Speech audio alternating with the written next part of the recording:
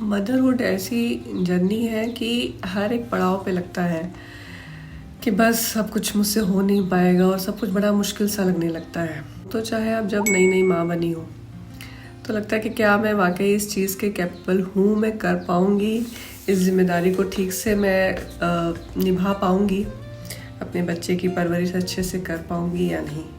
वो एक self doubt रहता है और एक कश्मकश में हम फंसे रहते हैं। फिर वो टाइम निकलता है, उसके बाद से 6 मंथ्स का जब बेबी हो जाता है उसके बाद से होती है सॉलिड फूड स्टार्ट करने की जर्नी। उसमें भी युद्ध शुरू हो जाता है, महाभारत शुरू हो जाता है कि ये खिलाना है, वो खिलाना है। प्लस आजकल तो सोशल मीडिया का जो इतना ज़्यादा प्रभाव है लोगों पर कि कई सारी जो न्यू मॉम्स होती हैं वो अंडर प्रेशर आ जाती हैं। सारे लोग इस तरह से नई नई चीज़ें डिशेस बना के बेबी को खिला रहे हैं, तो मुझे भी खिलाना है, कहीं मैं पीछे ना रह जाऊं या फिर बच्चे को कम न्यूट्रिशियस फूड ना प्रोवाइड करूं। इस तरह की चीज़ें चलती रहती हैं दिमाग में।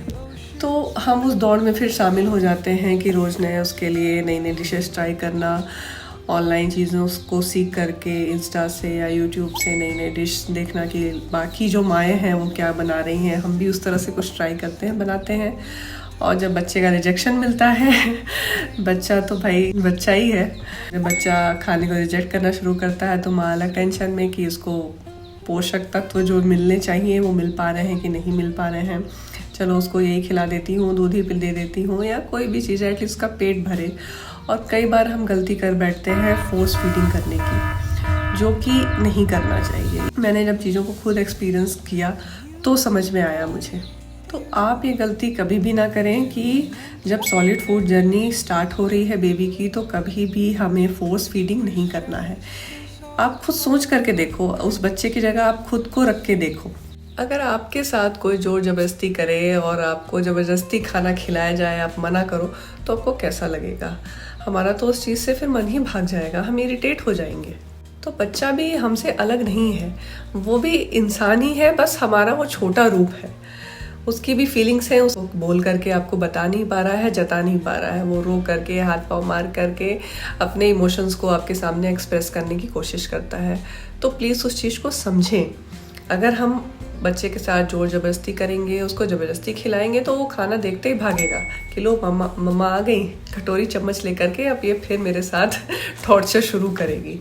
तो वो धीरे धीरे फिर खाना पीना जो है उसको वो अवॉइड करने लगते हैं। इसके बाद से पड़ाव आता है टॉडलर वाला टॉडलर मॉम वाला जो फेज़ होता है वो शुरू होता है।